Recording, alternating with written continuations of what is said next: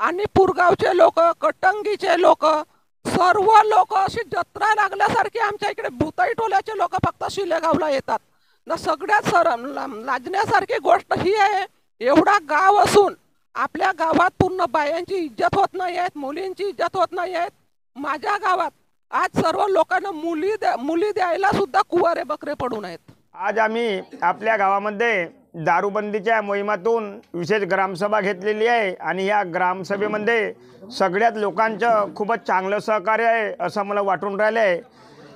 दारू बंद करण्याचे हेतू हेच आहे आमचे, फक्त गावात येणारी पिढी खूपच बिघडलेली आहे ना, बिघडत आहे करिता आम्ही या दारूबंदीमध्ये सगळ्याचं सहकार्य घेतलं आणि सगळ्या DYC साहेब, ताजने साहेब वगैरे यांना सगळ्यांना पत्र देऊन आम्ही आपल्या ग्रामपंचायतला बोलवलं आणि आमच्या ह्या कार्यक्रमात येऊन त्यांनी चांगले सहकार्य दिलं आणि लोकांना मार्गदर्शन खूप केला।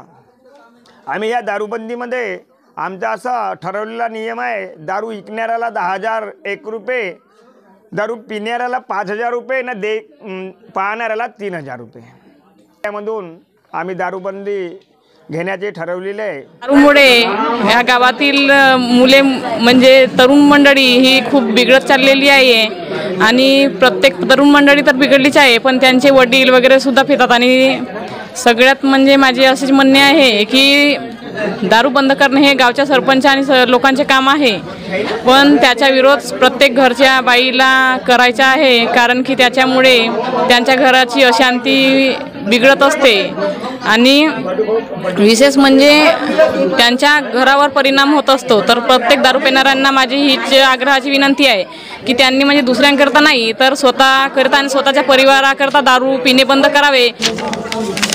ग्रामपंचायत शिलेगाव येथे अवैध सुरू असलेले दारू दुकाने बंद करण्याबाबत हा विषय खूप 1 महिना 15 दिवसापूर्वीपासून गाजलेला होता गावामध्ये आणि गावातील नागरिकांनी आणि ग्रामपंचायत कमिटींनी असं एक मतानं निर्णय घेतला की आपल्या गावामध्ये दारू बंदी करायची आहे आणि आपलं गाव दारू मुक्त गाव व्हायला पाहिजे असं सर्वांनी एकमतानं येऊन ग्रामपंचायतीमध्ये ठरविलं आणि हे विशेष ग्रामसभेचे आयोजन आम्ही 21 डिसेंबर 2023ला केलं आणि आज सुद्धा निर्णय असाच झालेला आहे की आमच्या गावाची दारू ही 100% बंद झालेली आहे असं गृहीत धरून आजची सभा संपन्न झाली।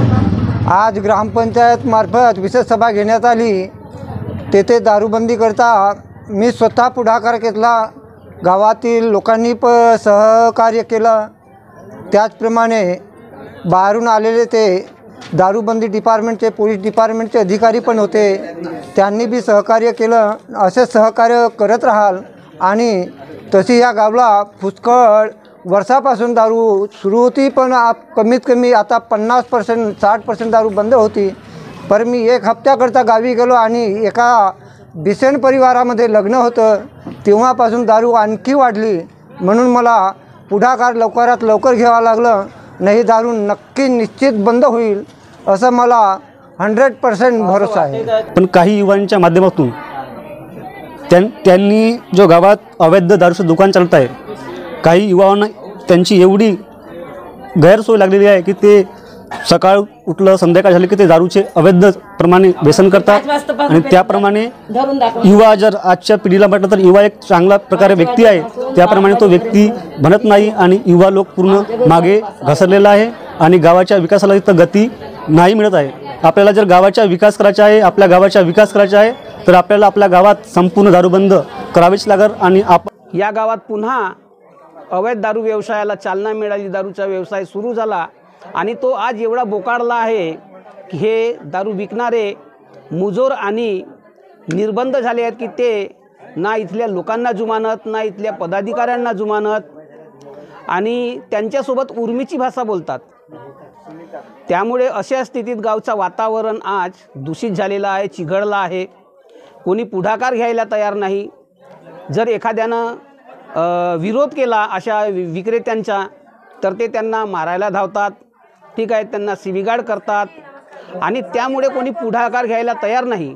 त्यामुळे आज आपण या ठिकाणी अधिकारी वर्गाच्या मार्गदर्शनाखाली आपण ही गावामध्ये नव्यानं दारूबंदीची मोहीम राबवण्याचा प्रयत्न सुरू केलेला आहे आणि हा प्रयत्न या गावकऱ्यांच्या सहभागाने व्यवस्थितरित्या पार पडेल अशी आशा बाळगून मी माझ्या शब्दांना याच ठिकाणी विराम देतो. आली या शिले गावात अवैधरित्या दारू सुरू आहे आणि आम्ही जेव्हा महिला शेतात जातो, गावाच्या बाहेर जातो, गावाच्या बाहेर एक मुलगी जाऊ शकत नाही. बँकेत जशी ATMची लाईन लागली असते तशी आमच्या शिले गावला दारूची लाईन लागली असते. ही महिला जाऊ शकत नाही. कोणी उभ्यानं दारू पित आहे तर कोणी मुतत आहे.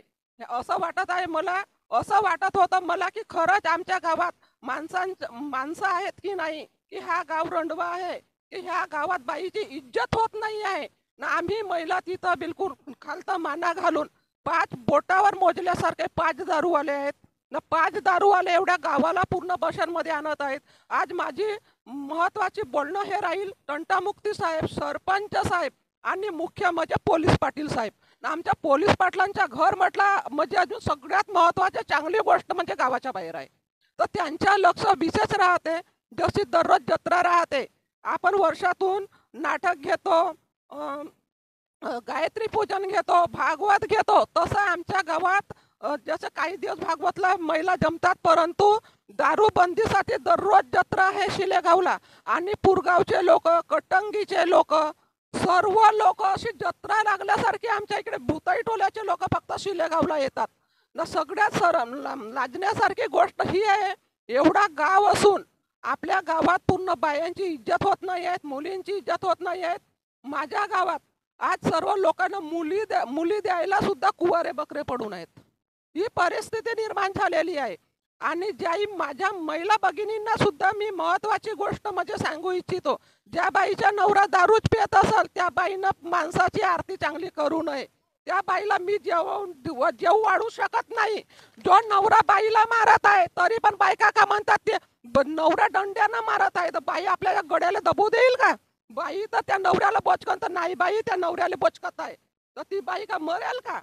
हा बाईवर माझी टीका आहे ना. विशेष म्हणजे सर्व काही समित्या निर्माण होऊन जातील, महिला म्हणतील, पण प्रथम नागरिक, प्रथम गावात पोलीस पाटील सरांना माझी अत्यंत हे राहील की गावात जेव्हा पोलीस पाटील, सरपंच आणि तंटामुक्ती हे अध्यक्ष जरी जब्बर राहिले, या महिला दररोज नाही फिरू शकत. दररोज फिरून काही नाही होत. यायच्या ज्वारा असला तर दारूबंदी होतेच.